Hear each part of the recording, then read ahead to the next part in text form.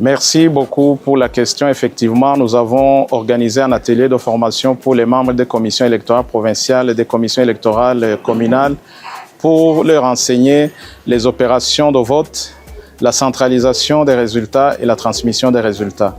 Nous avons jugé bon de combiner à la fois les CPI et les CECI pour que les membres de ces commissions aient la même chose en même temps et dans les mêmes conditions pour que ces commissions puissent former à leur tour les membres des bureaux de vote qui seront recrutés prochainement pour l'opérationnalisation du processus électoral. Globalement, ça se passe bien, mais il n'y a pas de rose sans épines. S'il y a l'un ou l'autre problème, on le résout. Mais jusqu'à présent, je confirme que le processus électoral s'organise, se prépare et avance au rythme correct.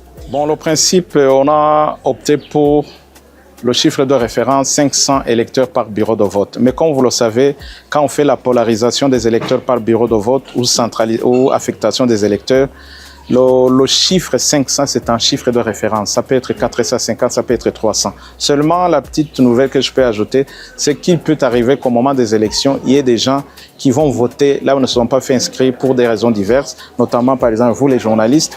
Il se pourrait que le jour du vote, vous faites une couverture médiatique là où vous n'êtes pas inscrit. Il y a des agents de sécurité qui accompagnent les autorités, il y a les observateurs. Alors la CENI prend une mesure pour donner, je dirais, une dérogation spéciale pour que ces gens-là puissent voter là où ils ne se sont pas fait enrôler.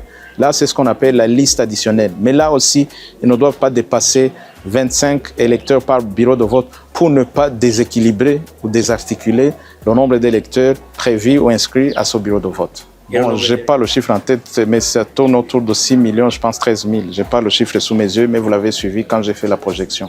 C'est autour de 6 millions 13 000, oui. Bon, une des causes absolues, c'est tout à fait normal. Il y a des naissances, il y a des décès. L'impartialité, le professionnalisme, travailler dans l'équité en se conformant à la loi. La question du carburant a été portée à la connaissance des plus hautes autorités de la République. Les élections, c'est un événement national. L'État est là, l'administration est là, toutes les mesures qui s'imposent seront prises pour qu'il y ait du carburant pour les élections.